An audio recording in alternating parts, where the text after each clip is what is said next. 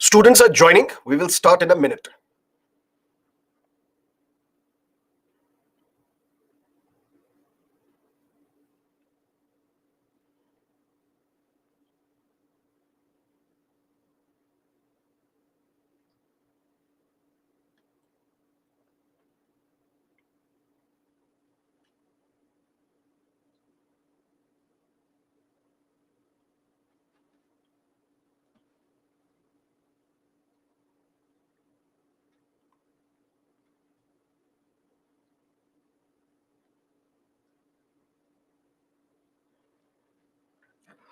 Hello, good morning, and welcome to Baiju's Exam Prep. Today is lecture 1 of Indian Polity. In 25 classes, maybe we would need an extra class. So, in about 90 hours, we shall be completing the entire syllabus of Indian Polity, both from the prelims as well as the mains perspective. We will start slowly and slowly, we will later pick up pace and complete the syllabus because the idea is to make every single student understand the nuances of Indian polity. You may not be exposed to Indian polity at all during your graduation or even at school. So, my job is to make this subject as simple as possible for you to understand. Clear? That's number one. Number two, throughout this class, you can ask questions. There are 5 subject matter experts, 5 polity experts along with me who would be able to answer your questions in text format. But if you want me to answer your questions, then you'll have to wait. Wait in the sense, I will first complete a topic, let's say in about 1 hour or 1 hour 15 minutes. Then I will stop. I will start taking your questions. Then we will restart the lecture. But throughout the lecture, if at any point in time you have doubts, we have 5 subject matter experts who will resolve your doubts instantly. Clear? But there are also students who have enrolled with us for our live classroom program, and this may be your first class. So I will first give you a brief introduction of what this course offers you. Number one, this is the year-long timetable. As soon as you enroll, you are given a timetable, whether you have enrolled in the morning batch or the evening batch or the weekend batch. And you would know that you can attend morning, evening, plus the weekend batch, all the 3 batches. But I would suggest stick to one batch and follow the lectures of that particular batch. For example, you have enrolled here, let's say, polity. You have enrolled in these live lectures, although we have replaced polity with modern history. So you have enrolled now. First, we will cover polity, then we will cover modern history and post-independent India, then geography, then economics, then environment, then ancient, then international relations. And once the prelims exam is over, then we will be discussing ethics, governance, social issues, social justice, because these are the subjects which are primarily relevant for your mains examination. So please do not worry. Even if you have joined late in this last batch, we will still be completing the entire syllabus for you. And at the same time, if you have enrolled in the evening batch, in the evening batch also, the entire syllabus would be covered, but there are some mains based topics which will be covered after the prelims exam is over. Similarly, for the weekend batch as well. Long story short, this is lecture number 1 of Indian Polity. In 25 classes, in about 90 hours, we will complete the entire syllabus. We will start slowly and pick up pace over a period of time. Throughout this lecture, if you have doubts, get in touch with the subject matter experts and they will resolve your doubts. But if you want me to answer those questions, then please type your questions when I'm asking you to ask me questions, which is after we complete a particular topic, which may be 1 hour, 1 hour, 15 minutes. Clear? Now we need to understand what is this Indian polity. Indian polity is considered to be one of the most important subjects for the civil services examination. And the reason is because I teach this subject. But that's not the reason. The reason is look at the sheer amount of marks that are allocated to this subject. This subject, Indian polity, is relevant for prelims, relevant for mains, relevant for essay, relevant for the personality test as well, relevant for all the stages of the civil services examination. Look at the data, historical data, right from 2011 till 2023. Sometimes 14, sometimes 15, sometimes 22, sometimes 18 questions have been asked from Indian polity. Let's say 20 questions are asked from Indian polity in your prelims. 20 into 2, 40 marks. And we know that currently the cutoff sometimes ranges 81, 89, 95. If out of 95 marks, 40 marks you can obtain from Indian polity, which means you are one step closer to the mains examination. So why Indian polity is one of the most, not the top subject, but one of the most important subjects is because of its relevance in the prelims examination. Not just prelims, look at the mains examination. If we look at GS paper 2, it talks about polity, governance, it talks about social justice, it talks about international relations. If we exclude social justice, we exclude international relations because that is taught separately. Even governance is taught separately. So, here in these 25 classes, we will be focusing only on the Indian polity aspect of GS paper 2. Governance will be dealt separately, international relations separately, social justice separately. But if we strictly look at Indian polity, sometimes 150, sometimes 120 marks are asked from Indian polity out of 250. That makes Indian polity one of the most important subjects for your examinations. But even in essay, even the so-called philosophical topics that are asked in the examination, even there, your knowledge of the law, your knowledge of the constitution, your knowledge of the fundamental rights, your knowledge of the recent Supreme Court judgments, if you incorporate all those points in your essays, you will have an extra edge over others. So, Indian polity, which we are discussing now, is one of the most important subjects. Why? Because of the sheer amount of marks that are allocated to the subject, whether it is prelims, whether it is mains, whether it is the essay. And not just that, look at the personality test. Questions are asked of the recent Supreme Court judgments by the interview panel. Questions are asked about the recent political developments that are taking place in our country. Questions are asked of the recent laws that are passed by the parliament or the bills that are pending in the parliament. For example, our students this year were asked about the data protection bill. Our students were asked about those bills which were pending inside the parliament.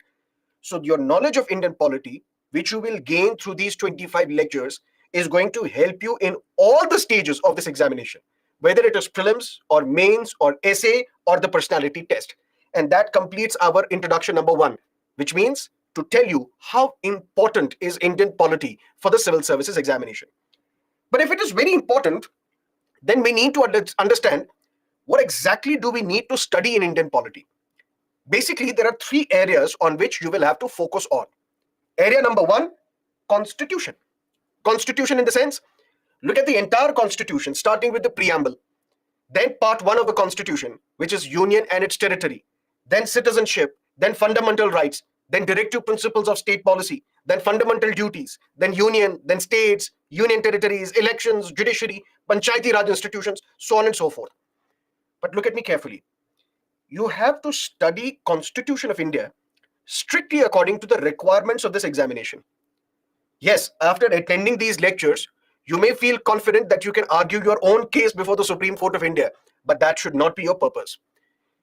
After attending these lectures, you may be confident that you can win an argument with an irritating uncle in your neighborhood, but even that should not be your purpose. That should not be the agenda. The primary purpose should be to study the Constitution so that you're able to answer every single question in the examination. Because the idea should only be to qualify the civil services examination. Nothing more, nothing less. Everything else is an added advantage. You may still win a debate competition in your school or a college. You may, you may still win an argument with your uncle. You will still not be able to argue your own case before the Supreme Court because for that the requirements are different.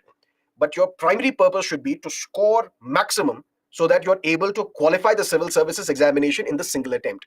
And at the same time, you don't have to read the entire constitution in great detail because you're not here to become lawyers. So for that, what we need to understand, we need to understand the past trend. We need to understand what are the key focus areas of the UPSC. How deep you will have to dig to find out answers to the questions asked by the UPSC. So constitution is one thing that we need to study, but not as a lawyer, as a civil services aspirant, so that you're able to answer every question that is asked in the examination. So first key focus area of Indian polity. If Indian polity is one of the most important subjects for this exam, what do we need to study in Indian polity? First, the constitution, but as a civil services aspirant, not as a lawyer. Second, laws passed by the legislature. For example, Aadhaar was a law passed by the parliament. Citizenship Amendment Act was a law passed by the parliament. Data Protection Act, so many important laws which have been passed by the parliament, that becomes your important subject matter for your civil services examination. But listen to me carefully. So does that mean all laws passed by the parliament, since the parliament was established in India till today, do we have to discuss all those laws, study all those laws? No. All those laws which have been passed by the parliament over the past 1.5 years, or those laws which are in news. Indian polity, what do we study? Constitution, number one. Number two, what do we study? The laws passed by the parliament. But not all the laws which have been passed by the parliament in its entire history. No, only those laws which have been recently passed, which means 1.5 years prior to your prelims examination, or those laws which are in the news. For example, look at today's newspaper. You will read it after the class is over. NewsClick founder has been booked under a very stringent law known as UAPA, Unlawful Activities Prevention Act, which was passed in 1960s, then amended multiple times. Last, it was amended in the year 2019. So this law was not passed over the past 1.5 years. So why do we need to discuss this law?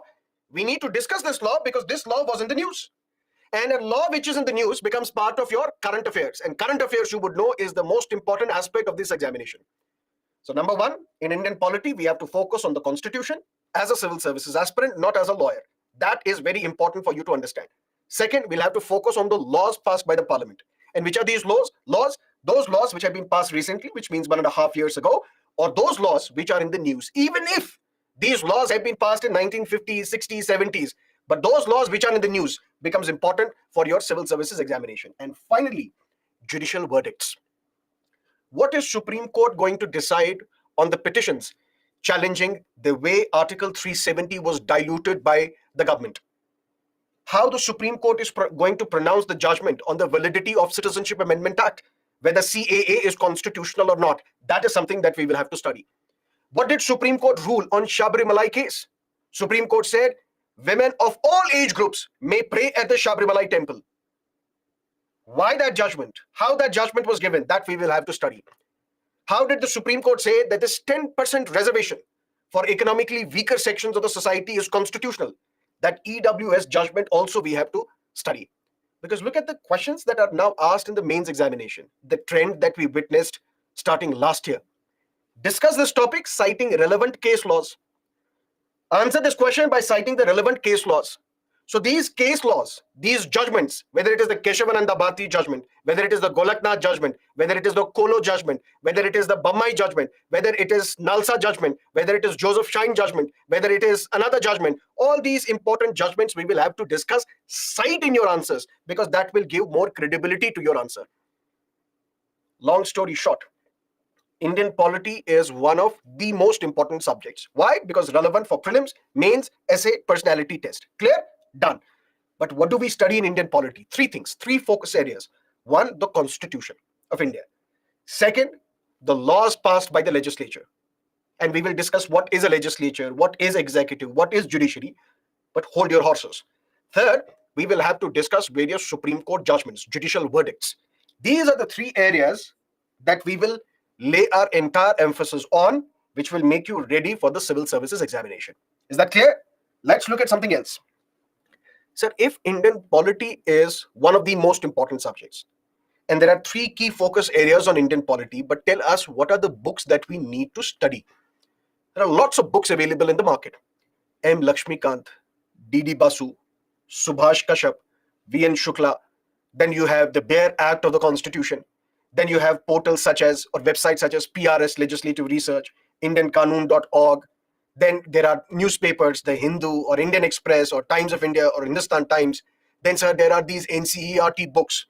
What are the sources that we need to follow for Indian polity? Number one, these classes. These live classes, if you will attend all the 25 lectures, with hand on my heart, you are ready for the exam. Clear? After these live classes, you can go through the annotated PPTs. What are these annotated PPTs? Whatever I'm writing on the screen, all that is going to be delivered to you. So attend the class, go through the annotated PPT. Third, revise from M. Lakshmikant.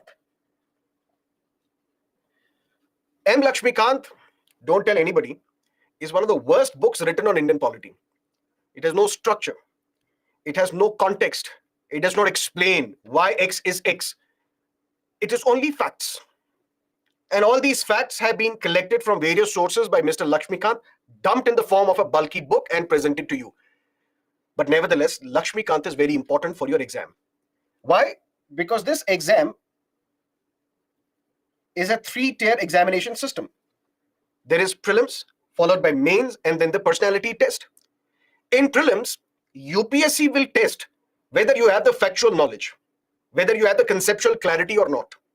So questions surrounding concepts, questions surrounding facts will be asked, and the UPSC will judge you whether you're suitable for a career in civil services or not. And how do you get to know these facts? Through Lakshmikant, because Lakshmikant is nothing but the collection of facts, however, necessary for your prelims examination. But listen to me carefully. Lakshmikant will never, ever help you in your mains examination. Never, full stop. Then what do we do for the mains examination? These classes plus Lakshmikant plus newspaper. So does that mean any newspaper? Either of the two newspapers. One, either follow the Hindu or follow Indian Express. These are the two newspapers that you should follow. Ideally both. If you don't have time, there is lack of time, then pick one, either the Hindu or the Indian Express. And ultimately, newspaper plus class lectures plus Lakshmikant put together is going to help you in your mains examination. Because in mains, you would be asked to elaborate on a particular topic. You would need to be analyzing a particular topic, and that will come from current affairs, because mains examination, particularly for GS paper 2, is dominated by current affairs or dominated by analysis that you won't find in Lakshmikant, that you will find in these class lectures plus newspaper, problem solved. But if you have time, please go through these two beautifully written NCERT books, Political Theory and Indian Constitution at Work. It won't take much of your time. One chapter a day over a period of time, you would be able to complete and cover both these NCERTs. But these are beautiful books, beautifully written books, conceptually very strong books written by one of the top experts in this country. Please go through these books if you have time.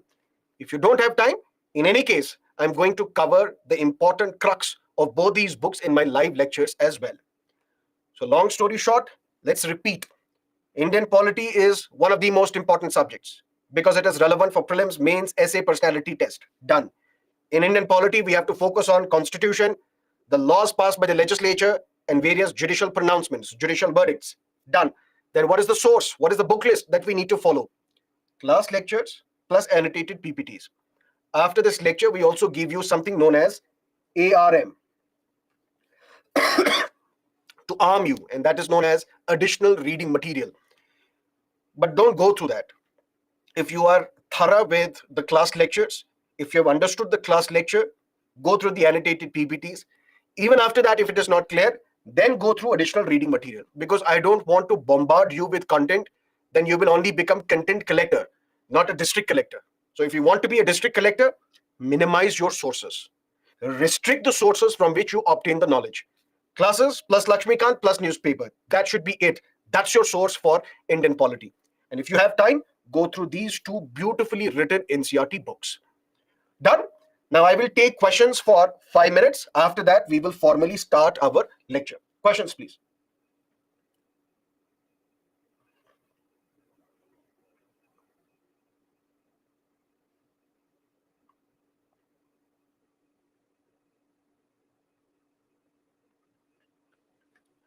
Duration of each class is 3.5 hours.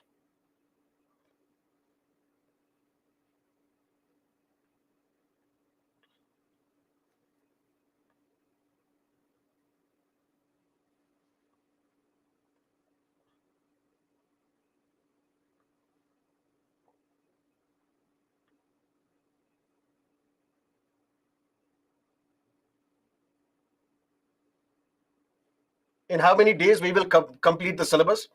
We'll be completing the syllabus by, I think, the 7th of November, because the classes are conducted every Monday to Friday. Take a look at 25 classes, and that's the day when the syllabus would be complete.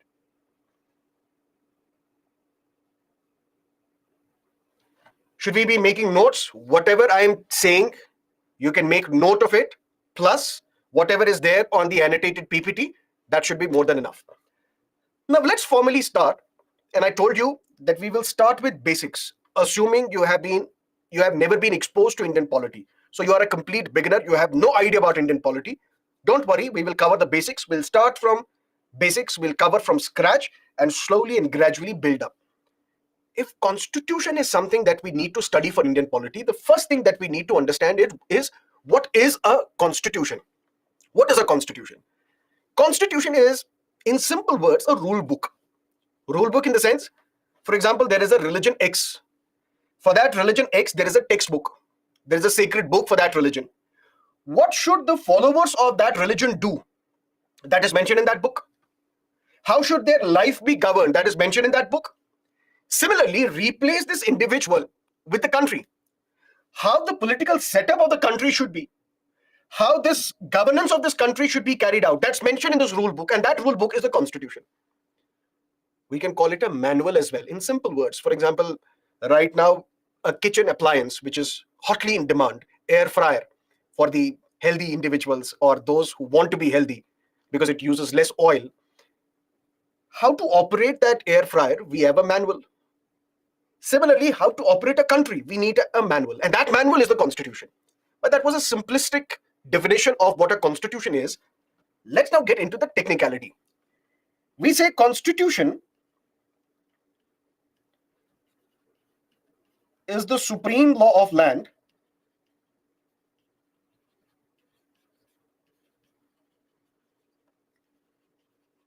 which enjoys special legal sanctity.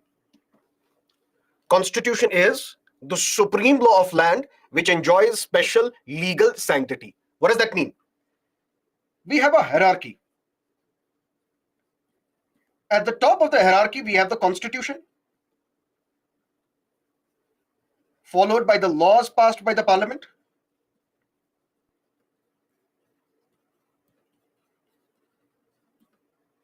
followed by rules issued by the executive. What is a legislature? What is an executive? We will discuss in great detail later, but very briefly here so that you're able to understand. Legislature is a body which is responsible for making laws. For example, all the MPs that you see in the parliament is a legislature. What is the job of these MPs? To come together and pass laws for the entire country. So the job of the legislature is to make laws. But now the law has been made. Who will implement this law? That implementation will be done by the executive. Who is part of the executive? Prime Minister at the central level, ministers at the central level. For example, a law has been laid down by the parliament, but who will implement this law? Who will construct roads and railways in this country? The central government. And all those ministers, prime minister at the central level, they are part of the executive. There is a hierarchy. What is the hierarchy? At the top of the hierarchy, we have the constitution, followed by the laws passed by the parliament, followed by the rules issued by the executive. How? Listen to me carefully. For example, you want to write something, but you want to easily change this writing as well. You want to modify what you have written as well. What will you do? You will write on a piece of paper with a pencil. You don't like the writing, you don't like the context, what you're writing, you can easily use the eraser and erase what you have written. So something that you write on a piece of paper with your pencil, which you can easily erase, we can call this a law. Law passed by the parliament. How? Because a law passed by the parliament can be changed by simple majority. Simple majority in the sense, easily.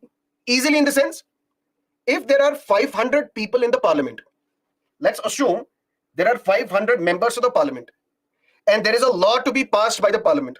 Ordinary law. What we call an ordinary law. What is an ordinary law? Something which is not a constitutional amendment. To amend the constitution, you need a tougher law. You need 2/3 majority, which we will discuss later. But to modify or to pass an ordinary law, for example, Citizenship Amendment Act was an ordinary law. It is not yet part of the constitution. It is an ordinary law passed by the legislature, passed by the parliament. Aadhaar is an ordinary law. Clear? And to modify or pass this ordinary law, you need a simple majority. And what is simple majority? More than half of the members present and voting. If 500 is the number of MPs who are present in the parliament, out of these, only 400 are voting. There are 500 MPs in the parliament. Out of these 500 MPs, 100 they abstain. They are neither voting in favor of this law nor are they voting against this law. They are simply abstaining. They don't want to vote. 400 are voting. Simple majority becomes 201. More than half of the members present and voting. Which means to change this ordinary law, to pass this ordinary law, you need a simple majority. You can easily change a law, you can easily delete a law, you can easily pass a law. Just like you're writing on the piece of paper with your pencil, which you can easily change, alter, modify, delete. But something which is there in the constitution, it becomes difficult to change. It's like you're writing something on a board with a permanent marker. Even the writings of this permanent marker you can change. But for that, you need a tougher substance to erase that writing. And that is what we call constitution. That is why only those things should be mentioned in the constitution where you have the idea that this is something that should continue for another century.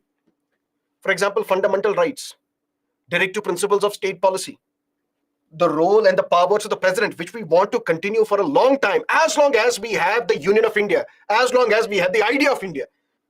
For those, we mention it in the constitution. So if at all we need to create a hierarchy, for example, in organizations, we have the chief executive officer, then we have the chief operating officers, then we have the presidents, then we have the vice presidents, then we have the assistant vice presidents, go down to the lower level. There is a hierarchy. For the laws, do we have a hierarchy? Yes. At the top of the hierarchy is the constitution. Just below the constitution are the laws passed by the legislature. And just below those laws are the rules issued by the executive. What are these rules? Let me make it simple. Citizenship Amendment Act was passed in the year 2019. What was that Citizenship Amendment Act? That now those migrants, which we will discuss in great detail in citizenship chapter, but very briefly here so that you understand. Citizenship Amendment Act was passed in 2019. What does the law say? That all the migrants who have come from Pakistan, Afghanistan, Bangladesh, and if they have entered India on or before 31st December 2014, we will grant them citizenship. That's what the law says. But to implement this law, I told you laws are passed by the legislature. Laws are implemented by the executive. And how this law will be implemented, for that rules should be made by the executive. What are these rules? Law only says that if you have come from Pakistan, Afghanistan, Bangladesh, and if you have entered India, we will give you citizenship. But rules should be made so that we can judge, we can test, we can be sure that these individuals have come from Pakistan, Afghanistan, Bangladesh, not from any other country. For that, rules are to be made. Rules are to be made by the executive. Law says you should have entered India on or before 31st December 2014. But rules should be made so that we can be sure that only those who have entered before 2014 December, they should be given citizenship. These rules are made by the executive. So constitution, the supreme law of land, followed by the laws passed by the legislature, followed by the rules issued by the executive. Clear? And we say constitution is the supreme law of land, which means at the top of the hierarchy, we have the constitution. But not just that. Constitution is the supreme law of land, which enjoys special legal sanctity. And what is that special legal sanctity? Can the rules issued by the executive violate the constitution? No. Can the laws passed by the parliament violate the constitution? No. That means every rule that executive is making has to conform to the constitution, has to be in agreement with the constitution, has to be in conformity with the constitution. Every law that is passed by the parliament cannot go against the spirit of the constitution. And if it is, then this law shall be struck down by the judiciary. This law can be declared unconstitutional by the judiciary, and after that, this law will not come into force. An example. The year was 2000. The most classic example to understand what do we mean by this term, constitution is the supreme law of land. Information Technology Act was passed in the year 2000. But this Information Technology Act was amended in 2008. Amended in the sense this law was modified in 2008. Some more sections were added to this law in 2008. That's what we call amendment. And this amendment, Section 66 capital A, was added to this Information Technology Act of 2000, which means Information Technology Act was passed in the year 2000. But in 2008, a need was felt to modify this law, to change this law, to amend this law.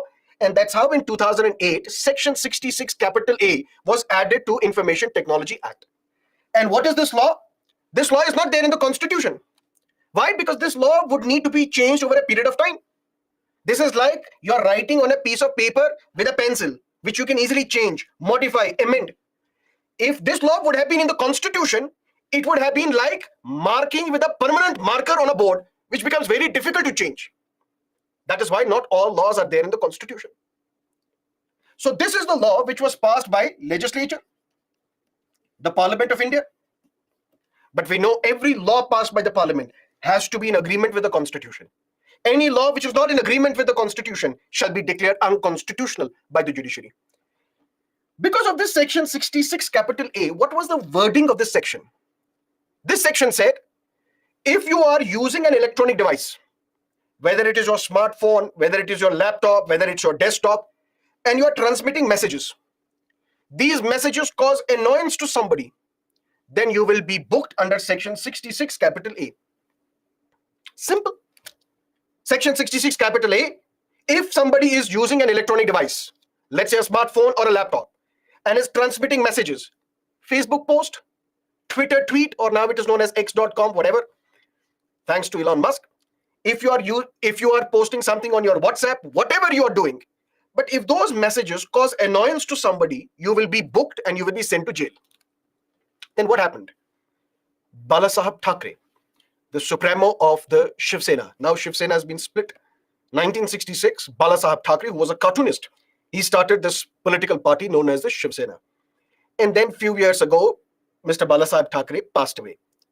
And then the members of the Shiv Sena, the workers of the Shiv Sena, they enforced Bandh in Maharashtra, in the entire state, as a mark of respect to their departed leader. One lady, Shaheen Darda, she posted on her Facebook, Mr. Balasaheb Thackeray has passed away, has died, but what is the reason, what is the need to enforce Bandh in the entire state? One of her friend liked her Facebook post. Both were arrested. Why? Because of violating Section 66 capital A. And what is Section 66 capital A? If you use an electronic device, they use their phone to transmit a message, Facebook message, which causes annoyance to somebody, caused annoyance to the members of the Shiv Sena. How dare you question our Bandh in praise of our departed leader, beloved leader? You have offended us, you have annoyed us.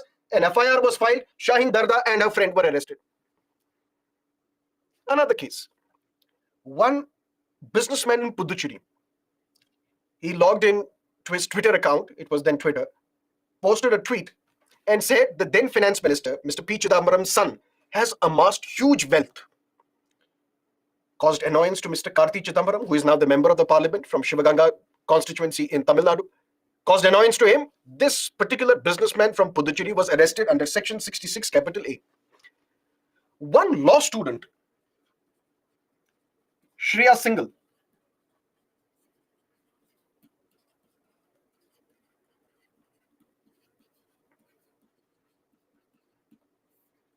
she approached the Supreme Court. My lord, do we have fundamental rights? Court said, obviously, Ms. Shreya Singhal, you have fundamental rights. My lord, Constitution of India, in part 3 of the Constitution, which deals with fundamental rights, talks about Article 19, Clause 1, Clause A. Said yes. And this fundamental right talks about freedom of speech and expression. What is this fundamental right? Say whatever you want to say. Express whatever you want to express without inciting violence, without causing violence. Say whatever you want to say. That is your fundamental right. Ms. Shreya Singhal said, this Section 66 capital A violates Article 19, 1A of the Constitution, which is a fundamental right. And since Constitution is the supreme law of land, which enjoys special legal sanctity, which means no rule issued by the executive, no law passed by the parliament can violate the Constitution. My lord, this Section 66 capital A, which is a law passed by the legislature, violates the fundamental right provided by the Constitution. Supreme Court said you're absolutely right. This Section 66 capital A is unconstitutional. And that is what I say. Constitution is the supreme law of land, which enjoys special legal sanctity, which means any law passed by the parliament has to be in agreement with the constitution. Any rule issued by the executive has to be in agreement with the constitution. If any law is passed by the parliament, any rule is issued by the executive which violates the constitution, then that law, that rule shall be declared unconstitutional by the judiciary. That is why there are cases which are filed in the courts that this particular law passed by the parliament is unconstitutional. That law is challenged. And then the Supreme Court has to decide whether this law violates the constitution or not. If it violates the constitution, then that law will not enter into force. But constitution is something else as well. Vast majority of the countries of the world, they need a rule book as to how their country should be governed. Governed in the sense, United States is a presidential democracy. Presidential democracy in the sense the real power is with the President of the United States of America.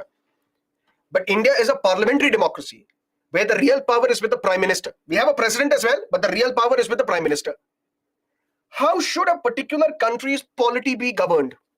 What should be the role of the president? What should be the role of the Prime Minister? What should be the role of the judiciary? What should be the role of the Election Commission? For example, 2024 elections will be conducted by the Election Commission of India. Does that mean 2029 elections will be conducted by Byju's? Or 2034 elections will be conducted by some other institution, for example, the CAG or UPSC? No, there will be one body, Election Commission of India, whose job is to conduct elections, all elections in India, whether parliamentary elections or legislative assembly elections. So there has to be some rule book which will govern this country. What should be the job of the legislature? What should be the job of the executive? What should be the job of the judiciary? What should be their areas of influence? All that is mentioned in this constitution. Fundamental principles on which the country's governance is based on. That is mentioned in the constitution. But constitution not only talks about the form of government that we will have. It doesn't only talk about what are the roles and responsibilities of each organs of the state. Legislature, executive, judiciary, these are the three organs of the state. Constitution also talks about the rights that you and me as citizens enjoy, which nobody can snatch from us. You and me have the right to life. You and me have the right to equality. You and me have the right against discrimination. You and me have the right to freedom of speech and expression. All these rights are mentioned in the Constitution. That is another job of the Constitution. And all these things cannot be unilaterally changed by an ordinary legislative act. And what is this ordinary legislative act? Something I told you, an ordinary law. Ordinary law in the sense, something that you write on a piece of paper with pencil, which you can easily change, modify, amend. But constitution is something which cannot be changed by simple majority. Constitution can be changed by a special majority, which means you need the majority of 2/3 members of the parliament. If there is something, let's say, for example, there are 1,000 students in the class, for example. Sir, we need a break. For example, you're telling me, sir, we need a break. It is too much to process right now. Give us the break. I'll say, let's go by the majority. If 501 students say, give us the break, I'll say, okay, I'll give the break because that's the majority. What is majority? Half. 1,000 is the student count. 501 say, give us the break, I have to give the break. But if I want taking breaks slightly difficult, I will say I will not follow the simple majority, I will follow special majority. Which means 751 students, if they say give us the break, only then I will give you a break. And that is slightly difficult to obtain. Because then 2/3 of the students should say, sir, please give us the break. That's the same case with the Constitution. If Constitution is to be changed, all those who are present in the parliament, 2/3 members will have to say, yes, we want to change the Constitution. If you don't get 2/3 majority in the parliament, you cannot touch the Constitution. You cannot change the Constitution. And that is why we say this is a higher law. What is a higher law? This Constitution, which talks about what is the role of the three organs of the state, legislature, executive, judiciary, which talks about the fundamental rights that are available to the citizens. This law is placed at a higher law, which cannot be changed through an ordinary legislative process. And this higher law is the Constitution.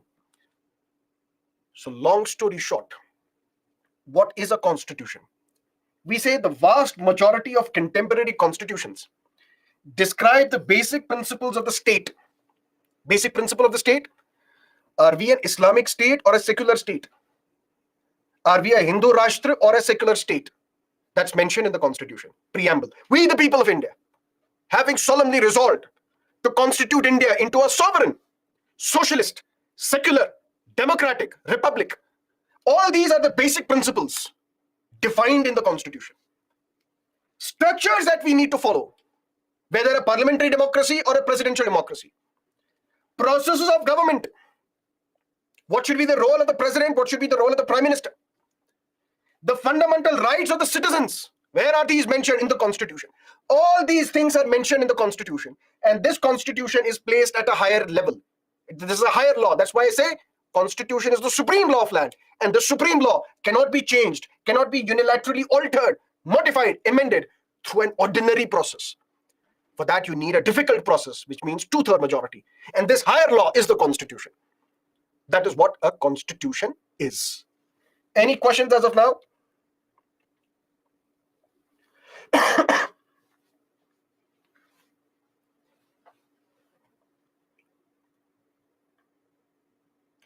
No question. Clear. Okay.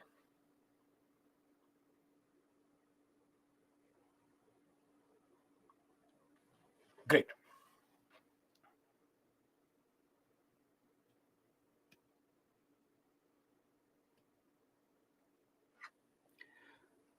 Now, when we have discussed what is a constitution, there are some different types of constitutions that we see in different parts of the world. We don't have to go too deep into these types, but just for the sake of understanding, we need to differentiate between two types of the constitutions. One, constitution can be written, or constitution can be unwritten. What is a written constitution?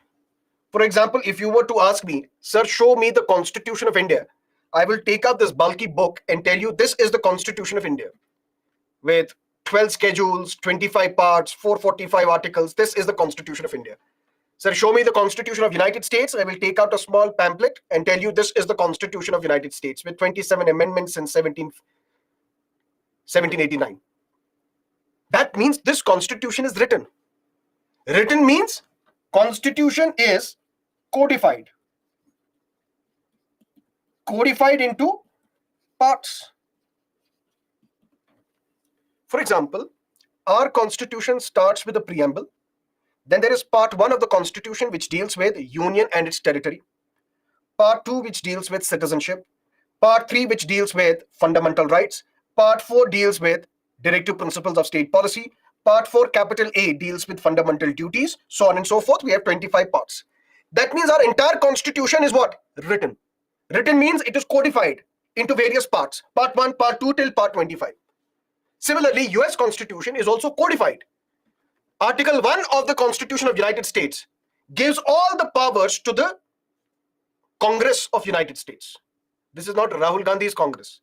The Parliament of United States is known as the US Congress. And US Congress is bicameral. Bicameral in the sense, it has two houses. One is House of Representatives.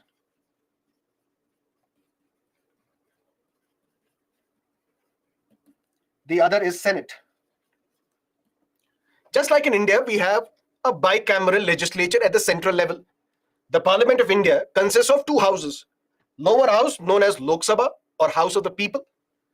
Other house, which is the upper house or House of Elders, known as Rajya Sabha or Council of States. Why it is known as lower house, why that is known as upper house, we will discuss that in Parliament chapter. But here, similar to India, US Parliament is also, which is known as US Congress, it is also bicameral. One house is known as House of Representatives, the other house is known as the Senate. All the legislative powers are given to this Congress. That means who will make law for the United States? This US Congress. All executive powers under Article 2 of US Constitution are given to the President of the United States of America, who may not have complete cognitive sense, but be that as it may. Article 3 of the US Constitution says all the judicial powers are given to the Federal Supreme Court. That means Article 123 of US Constitution clearly talks about powers given to legislature, executive, judiciary. That means laws are written and codified into various parts. But then there are some countries,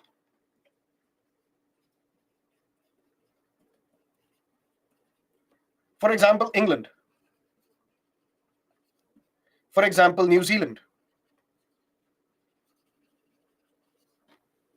where we follow an unwritten constitution. Unwritten constitution means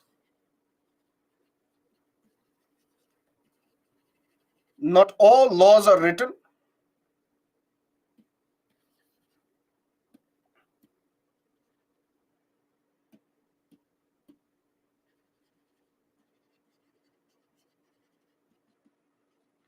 conventions play a very important role,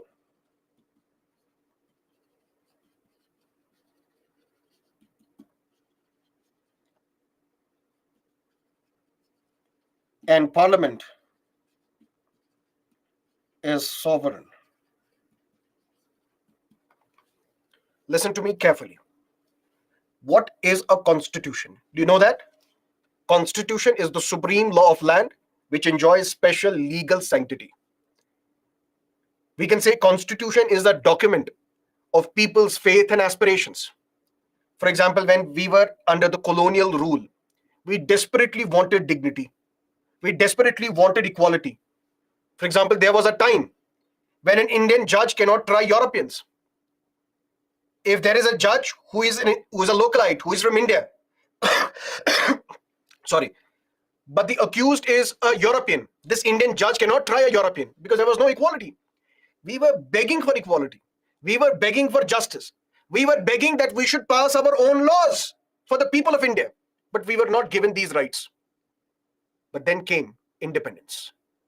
We had a body known as the Constituent Assembly, a body of Indians who were then tasked, responsible to draft the Constitution of India. Spectacular work was done by Dr. B.R. Ambedkar, and we gave ourselves a constitution. And now this constitution talks about equality. This constitution talks about justice. This constitution talks about liberty. That means whatever our aspirations were, these aspirations were documented in this beautiful document known as the Constitution. So Constitution is not only a supreme law of land which enjoys special legal sanctity. Constitution is not only that higher law which cannot be changed through an ordinary law. Constitution is not only that document which tells us what is the job of the legislature, executive, judiciary. Constitution is not that only document which talks about the fundamental rights of the citizens. Constitution is not only that document which talks about the structures of government. Constitution is that document which is the reflection of people's faith, people's aspirations. But this constitution can either be written or unwritten. Written constitution in the sense, Indian Constitution, United States Constitution, whatever is there in the Constitution is written, presented to you in the form of a book or in the form of a pamphlet. This is the Indian Constitution, this is the US Constitution. But constitutions can also be unwritten. Unwritten in the sense, not all laws are written. Unwritten in the sense, conventions play a very important role.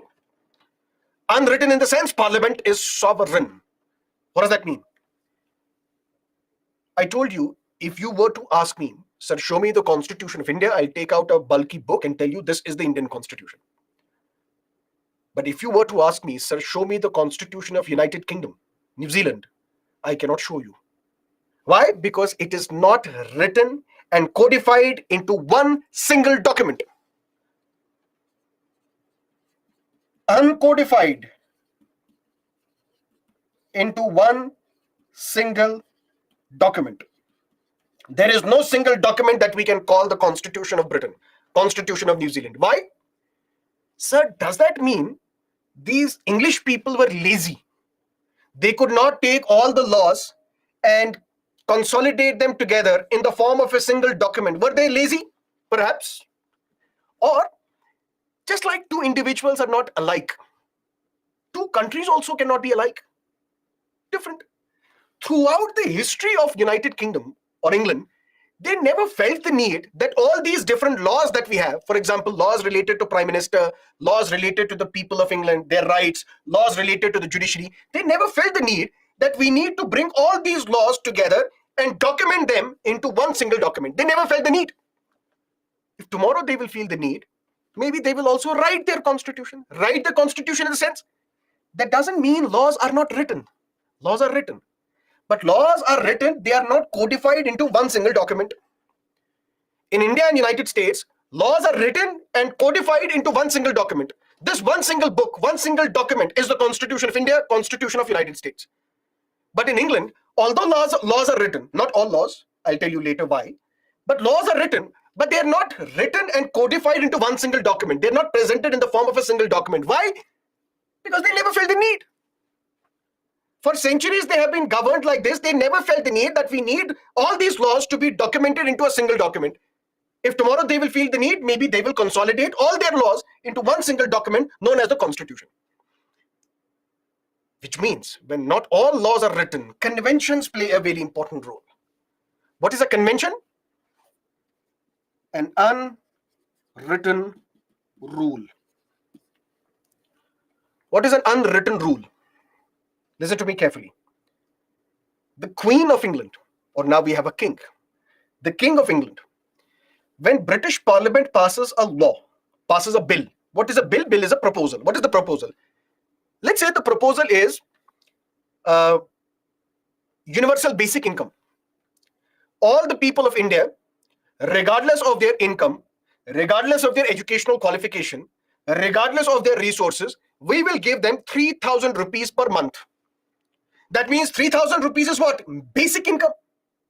Universally given to everybody, from Ambani to a sweeper. Everybody will be given 3,000 rupees per month. That is universal basic income. Let's say this is something that is to be implemented in India. This bill will be passed by both houses of the parliament. Then it will be sent to the president. Prime Minister will tell the president, please sign this. President will say, okay, I'll sign this. Once the president signs this, this bill will be implemented. This proposal will be implemented. That means this bill becomes an act. It becomes the law of the land. But sometimes the president may say, I'm not going to sign this bill. Has it happened? It has happened. I'll give you a few examples later. But one example here. The year was 2006. A bill was passed by both houses of the Indian Parliament known as Office of Profit Bill.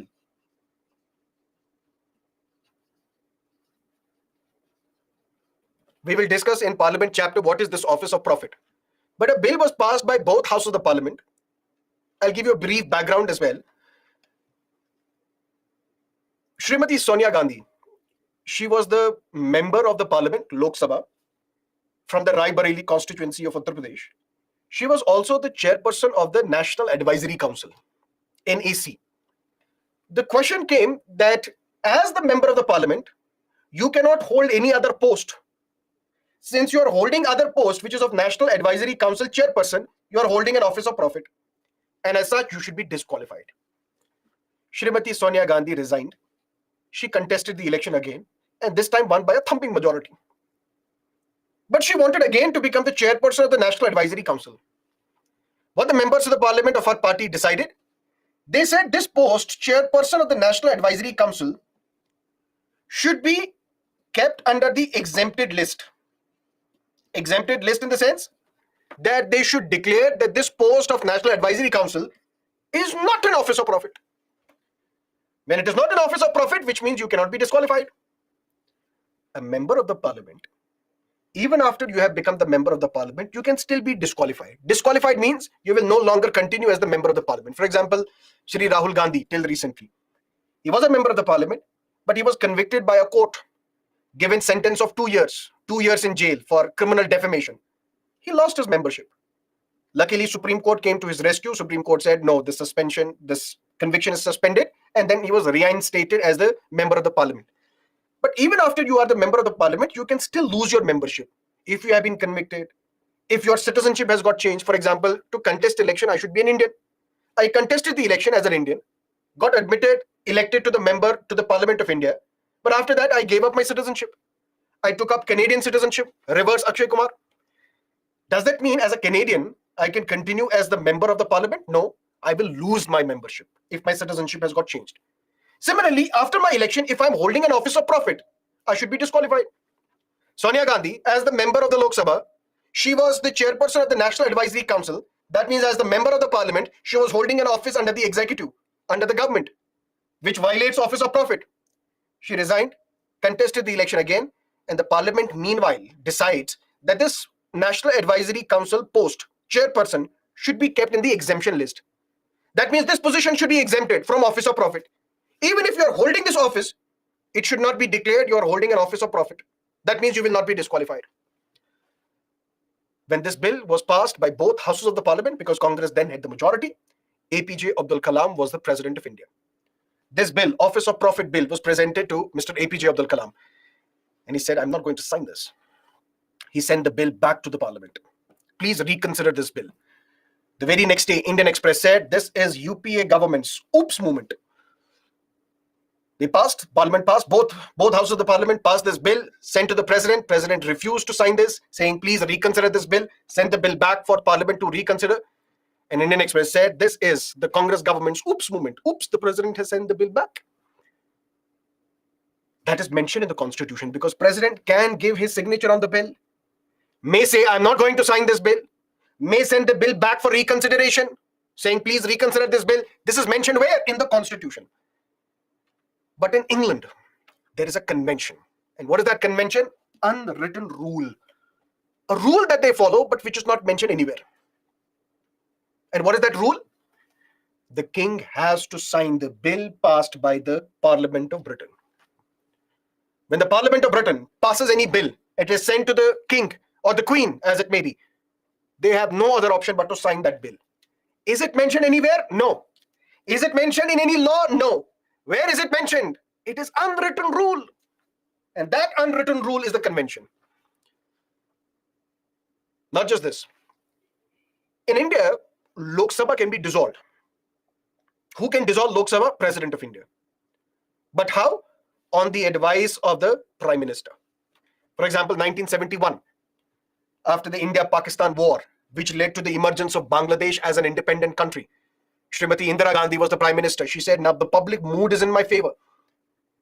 I lost a few elections previously, but now the public mood is in my favor because I have divided Pakistan, split Pakistan, and led to the creation of an independent country. Previously, she was known as Gungi Gudia because when Pandit Nehru passed away, then Lal Bahadur Shastri became the Prime Minister. After the unfortunate death of Lal Bahadur Shastri at Tashkent, then the debate was who will become the Prime Minister. Morarji Desai said, I should become the Prime Minister because I'm the senior most member of the parliament or of the Congress party. Some members of the Congress said, no, Srimati Indira Gandhi should become the Prime Minister. Morarji Desai and some other members said, how can Indira Gandhi become the Prime Minister? She is Gungi Gudia. She can't speak. She is like a doll who can't speak. But then this Gungi Gudia became Durga in 1971 when she dismembered Pakistan, split Pakistan, which led to the emergence of Bangladesh. And then she asked the president, dissolve Lok Sabha. Dissolve Lok Sabha so that we can have fresh elections. And when we will have fresh elections, public mood is in my favor. I will get more members of my party elected to Lok Sabha. But this is mentioned in the constitution. On the advice of the Prime Minister, the president can dissolve the Lok Sabha. Is it mentioned in the UK constitution? Is it mentioned in any law in United Kingdom that the king can dissolve the lower house of British Parliament, which is known as the House of Commons? No. But the king can dissolve the lower house of British Parliament only on the advice of the Prime Minister. This is not mentioned anywhere. This is an unwritten rule. This is the convention. So in a written constitution, whatever is there in the constitution, follow that. That is the constitution. But in an unwritten constitution, there are some unwritten rules known as conventions, which are treated as if they are part of the constitution. And this, in an unwritten constitution, Parliament is sovereign. Parliament is sovereign in the sense, listen to me carefully. Here is Indian Parliament. And here it is the British Parliament.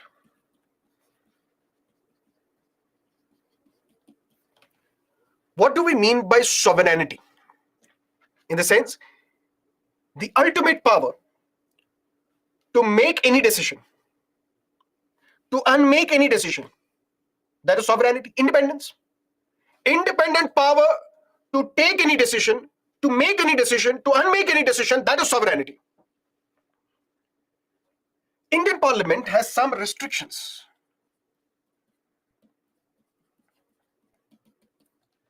What are the restrictions? Can you tell me what are the restrictions on Indian Parliament? Indian Parliament can make laws. British Parliament can also make laws. But in Indian case, Indian Parliament has got some restrictions. What are these restrictions? Constitution is a restriction. Have Constitution? Parliament of India pass any law, but it has to be in agreement with the Constitution. Pass any law, but it should not violate fundamental rights. So there is a restriction. So can we say Indian Parliament is sovereign? No. Why? Because sovereignty means take any decision, make any decision, unmake any decision without any restriction. But Indian Parliament has got restrictions. Not just that, there is something known as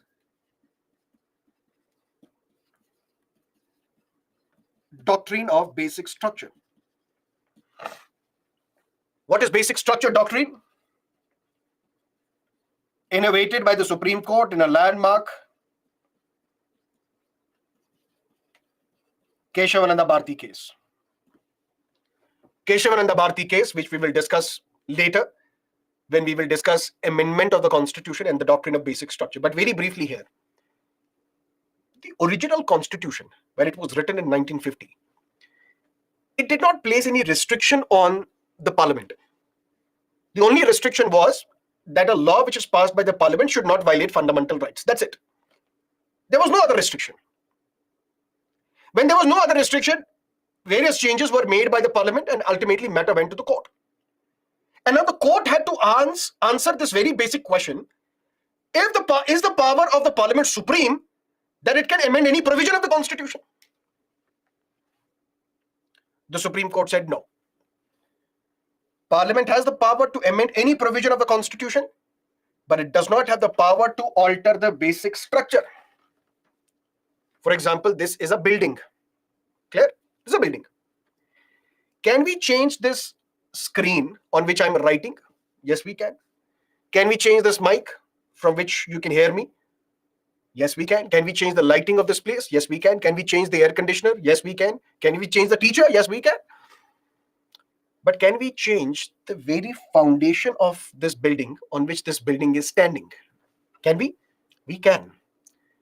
But for that, you have to demolish this building and then create another building, which is not the same as the current building. Similarly, there are some things in the Constitution which you can change. But there are some building blocks on which this Constitution rests. Those you cannot alter. For example, parliamentary democracy is part of the basic structure. Rule of law is part of the basic structure. Secularism is part of the basic structure. Independence of judiciary is part of the basic structure. Objectives mentioned in the preamble are part of the basic structure. All these cannot be changed by the Parliament, cannot be amended by the Parliament, which means Indian Parliament has got restrictions. Can we say Indian Parliament is sovereign? No, because it has restrictions. It cannot pass a law which violates fundamental rights. It cannot pass a law which violates Constitution. It cannot pass a law which violates the basic structure of Indian Constitution. But when it comes to the British Parliament, it can do anything. It can do anything. It can pass a law, it can repeal a law. It can give some rights to the British people, it can snatch those rights. It can do anything. And that is what one constitutional expert, Dean Lolme, writes about the British Parliament, that British Parliament can do anything except convert a man into a woman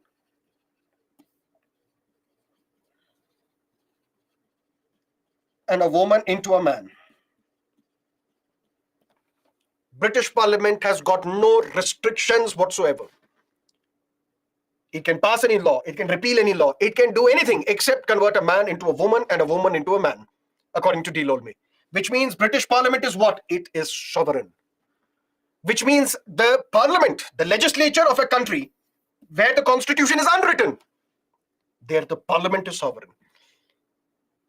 In India, parliament is not sovereign. What is sovereign? Constitution is sovereign. That's the difference between the two constitutions, written and unwritten constitution. What is a written constitution? Laws are written, codified into one single document. For example, India, for example, United States. But in an unwritten constitution, not all laws are written, because there are some unwritten rules as well, known as conventions. And in an unwritten constitution, the parliament is sovereign. It can do anything. In the words of D. Lolme, except convert a man into a woman and a woman into a man. Clear? But there is one important category of constitutions that we have to discuss. Whether a constitution is unitary or whether a constitution is federal. You may be hearing these stories about chief ministers of opposition ruled states saying that federalism is violated by the central government. The BJP's government is anti-federalism. What is unitary? What is federal? That is something that we will have to study now. But maybe we will take a break.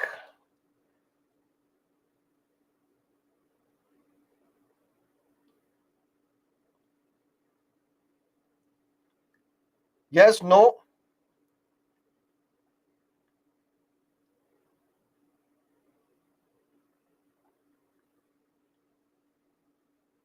Students are saying, no, sir, please continue.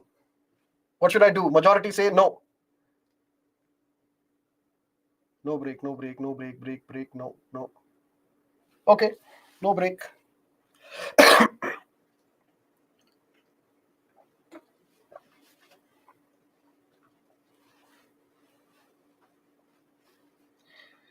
By special majority, students have refused a break. And we will continue. What is a unitary constitution? What is a federal constitution? Unitary constitution, for example, South Africa. Unitary constitution, such as the example that we gave now, England, or the British constitution. What does that mean? Let's say, for example, here is a country. And at the central level, you have the capital. You will better understand this if I give you the Indian example.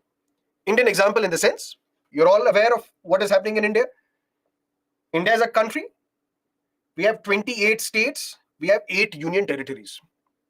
Why do we have union territories? What is their role? We will discuss that separately. Let's assume that we have 28 states. In all these 28 states, we have the legislative assemblies as well, which means the Indian Parliament at the center, in the capital, New Delhi, makes laws for the entire country, right? But there are some powers which are given to the states. For example, Indian Parliament can make law on currency, on defense, on external affairs, on banking, on insurance, on citizenship. But the state legislatures, they are also given their own powers. A Karnataka legislature can make law on land of Karnataka, police of Karnataka, law and order of Karnataka, gambling in Goa, the Goa Legislative Assembly, which basically means that powers are somewhere distributed. Some powers are given to the center, some powers are given to the states. Let's assume for a while that all these 28 states are present in India. But it is only the Indian Parliament which is making laws for the entire country, including law and order, including police, including land, including agriculture, including gambling. That means India is a unitary polity. Indian constitution is unitary. If this is a hypothetical situation, if the constitution of India would have mentioned that the Parliament of India, which is there in the capital Delhi, can make law for the entire country, that means Indian constitution is unitary. Which means there is no Mamta Didi, there is no Siddaramaya, there is no Stalin, which means no Sanatan Dharm controversy either. Which means then all the powers would be there with the Prime Minister at the central level and the ministers at the central level. If such a situation would have existed, such a situation would have meant Indian constitution is unitary. But maybe states are present. Maybe Karnataka is there, Goa is there, Madhya Pradesh is there, Chhattisgarh is there. All these states are present and they can make laws as well.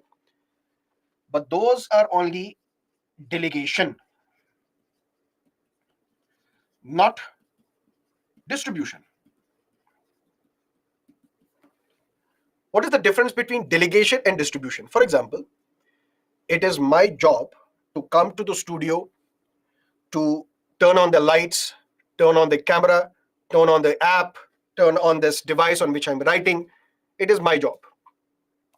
But would it be possible for me to do all these things on a daily basis for the entire 25 days of our classes? Maybe not. So I will get somebody. You take care of the camera and the AC. Somebody else, please come. You take care of the screen, this screen on which I'm writing, this stylus through which I write. Another person, come here.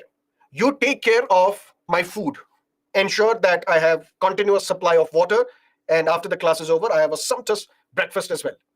So what am I doing? I'm delegating the powers, delegating the responsibilities. This is your responsibility, this is your responsibility, this is your responsibility. But at any point in time, I can snatch these responsibilities. I'll say, I don't need these 3 people at all. I will take care of everything. This is known as delegation. Delegation in the sense, maybe the central government at the capital in Delhi, maybe Delhi would set up Karnataka, Chhattisgarh, Tamil Nadu, Karnataka. You make laws on law and order, on land, on agriculture, on police. This is your responsibility. The real power is with me, but I'm just delegating these powers to you. Some of my powers I'm giving to you, but at any point in time, I can snatch these powers, or I can give these powers to someone else. This is known as delegation of powers. In a unitary constitution, powers are delegated, not distributed. Delegated in the sense that the ultimate power is with the center. All powers are with the center. Whether legislative powers, whether administrative powers, whether executive powers, every single power is with the center. That doesn't mean there are no local governments. That doesn't mean there are no states. There may be states. But the states are established or dissolved basis the discretion of the capital. At any point in time, these states can be created, states can be abolished. Who has that power? This capital. And such a constitution which allows this is known as a unitary constitution. England is an example of a unitary constitution. South Africa is an example of a unitary constitution. Now somebody would come up and says, but sir, in South Africa, there are 3 capitals. Which capital has the most power? Doesn't matter whether there are 3 capitals or not. Whether there is a legislative capital somewhere, where the parliament is, where the secretariat is somewhere else, where judiciary is somewhere else. But these are all under center. Center has all the powers, not the states. Such a constitution which allows this is known as a unitary constitution. Long story short, what is a unitary constitution? A unitary constitution is one where all powers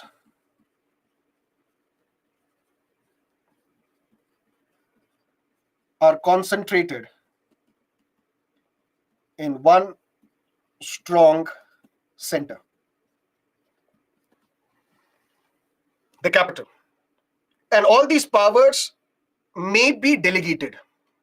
And delegation is done for administrative convenience. Administrative convenience in the sense, if I get up early in the morning, I drive to the studio, to the office, sometimes I will be late. So I may come here at exact 6 o'clock. And then I will have to turn on the camera, turn on the AC, turn on the lights, turn on the system. It will take some time. It will take 15 minutes. And ultimately, who will be at loss? The students. So for convenience, I can come at my own time. I will reach here by 5:45, for example, or 5:55, for example, and then quickly get started with the class because every setup is ready. For this convenience, I have got 3 people.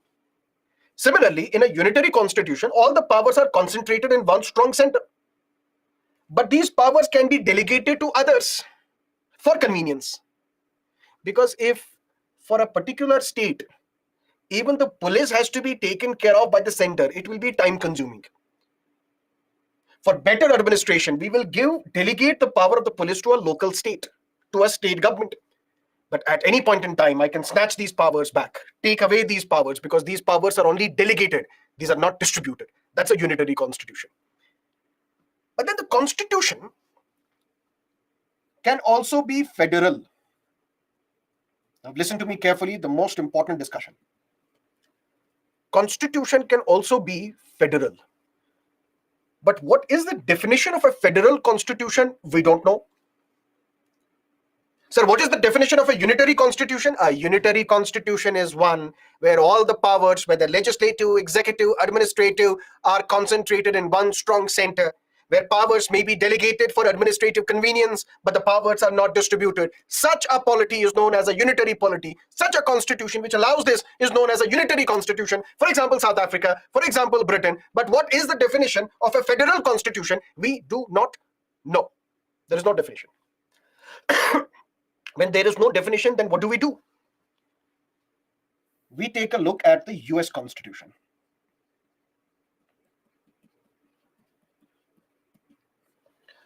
Which is considered to be the oldest federal constitution of the world. Indian Constitution, is it unitary or federal? Japanese Constitution, French Constitution, Australian Constitution, Irish Constitution, Russian Constitution, are these constitutions unitary or federal? If this definition is matching, then they are a unitary constitution. But are they federal or not? We don't have a definition of a federal constitution. Then is Indian Constitution unitary or federal? We match it with the US Constitution. If it matches with the US Constitution, it is federal. If it doesn't, then it is something else. But what are those characteristics?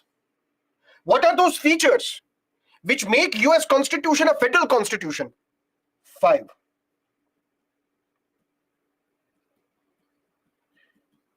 There are 5 important characteristics in a US Constitution which makes it a federal constitution. Which are these 5 characteristics? Number 1, written constitution. Constitution has to be written. It cannot be unwritten like Britain. It has to be a written constitution. Not just that, dual government. What is dual government? One government at the center headed by Joe Biden, but every single state in the United States, and there are 50 states in the United States, they have their own governments as well. Dual government. One government at the center, one government in the state. Not just that, power should be distributed.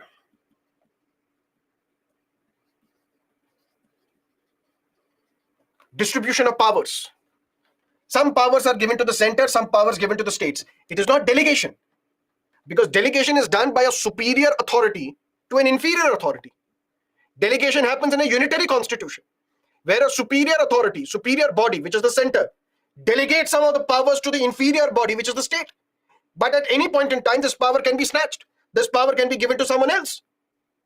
But in a federal polity, powers are distributed. Distributed by a written constitution, that these are the powers which are given to the center. These are the powers given to the states. Don't encroach into each other's space. Don't violate each other's rights. And this constitution,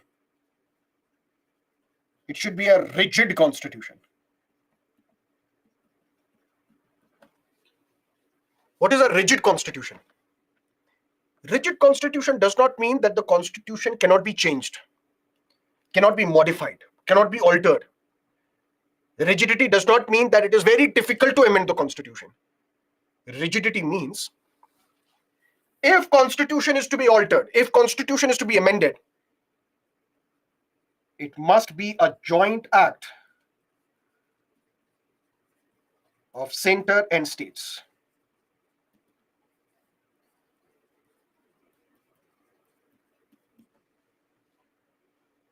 Five characteristics which make US Constitution a federal constitution, a federal polity. 1, Constitution is written. 2nd, there is dual government in place. One government at the center, the government in every state. 3rd, distribution of powers. Powers are distributed by the Constitution between center and the states, so that no authority is inferior, no authority is superior. Both have their own independent existence. 4th, rigid constitution. If this constitution is to be changed, if this constitution is to be modified, if some changes are to be made to this constitution, who can make changes? Only center or only states? No. Both center as well as states, they have to come together and to change the constitution, alter, modify the constitution. And lastly,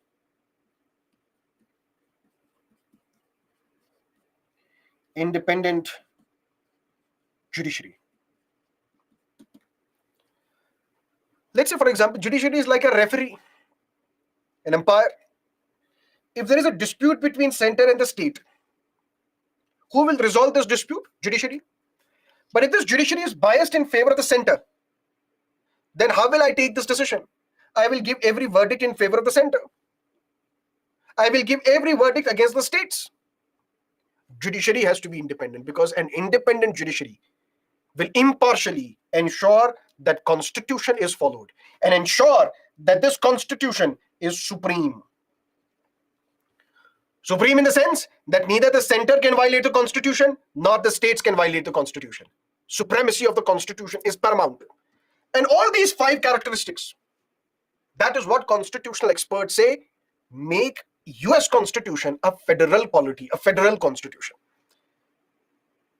Where does India stand in all of this? Is India a federal polity or a unitary polity?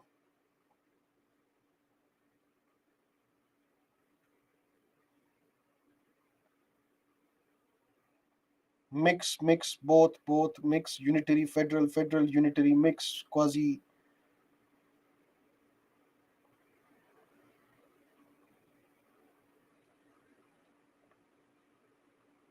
Okay. Let's look at India. Unitary constitution we know, but whether a constitution is federal or not, for that what do? We compare a constitution to the Constitution of United States of America. If it matches, then it's a federal constitution. If it doesn't, then it is something else. Let's match. Do we have a written constitution in India? Yes. A written constitution which was codified into various parts. Do we have a dual government in India? Yes.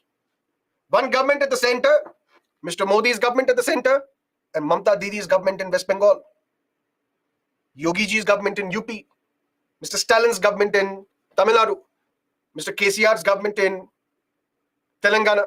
And if you read today's newspaper on front page, Mr. Modi says Mr. KCR tried to join NDA, but we rejected it. And Mr. KCR says, what are you saying? We never even volunteered to join your NDA. But be that as it may, dual government. Do we have distribution of powers? Yes. What is that distribution of powers? We have Schedule 7 of the Constitution. Schedule 7, it talks about union list, state list, concurrent list, which we will discuss in great detail when we will talk about center-state relations. But very briefly here, when we say distribution of powers, that means powers are distributed between center and the states. It should be mentioned in the constitution, right? Otherwise, there will be a lot of dispute. State will say, this is my power. Center will say, no, this is my power. It has to be mentioned somewhere. And where is it mentioned? Schedule 7. All those powers which are given to the center are part of this union list. For example, defense, external affairs, communication, banking, insurance, citizenship. It's all part of union list. All those which are the powers of the states are mentioned in the state list. That means these are within the powers of the states. For example, land, agriculture, gambling, so on and so forth, law and order, police. And all those items, all those powers, where both center and the state, both can make laws, these are part of the concurrent list. For example, marriage, for example, divorce, for example, criminal procedure, for example, education, forests. All these are part of the concurrent list, where both center as well as states, they have the power to make laws. So do we follow a written constitution? Yes, we do. Do we have a dual government? Yes, we do. Do we follow distribution of powers? Yes, we do. Do we have a rigid constitution and a supreme constitution? Clearly, constitution is supreme. Because Indian parliament is not sovereign. The sovereignty, complete, we'll say popular sovereignty is with the people. People have the ultimate say in a democracy. But constitution is supreme. Nobody can violate the constitution. And you might have heard, when GST was implemented in India, GST was basically a constitutional amendment, goods and services tax. When that amendment was made to the constitution, First, the bill was passed by both houses of the parliament. Then this bill was sent to all the state legislatures in India. Only when more than half of the state legislatures in India accepted GST, then this bill was sent to the president. Then president signed this bill. Then GST was implemented in India. Which means the amendment to the constitution must be a joint act of both center as well as states. If you want to change, if you want to alter, if you want to modify the constitution, it cannot be done unilaterally by the center. It cannot be done unilaterally by the states. It has to be the joint act of both center as well as states. For example, the GST, which means, do we follow the rigid constitution and the constitution is supreme? Yes, we do. Finally, fifth, do we have an independent judiciary? Is Mr. Dhananjay Chandrachud, the Chief Justice of India, independent? Yes. Are the judges independent? Yes. Do they give independent verdicts? Yes, they do. That means all the boxes are ticked. Indian constitution is federal. When Indian constitution is federal, but that is only at the surface. When we dig deeper, we see a completely different story emerging, where we say maybe Indian constitution is not entirely federal. Maybe there is something more than what meets an eye. And what is that difference? We will discuss after a break. Sure? So it is 7:45. We will meet at 8 a.m. and let's continue. See you on the other side of the break.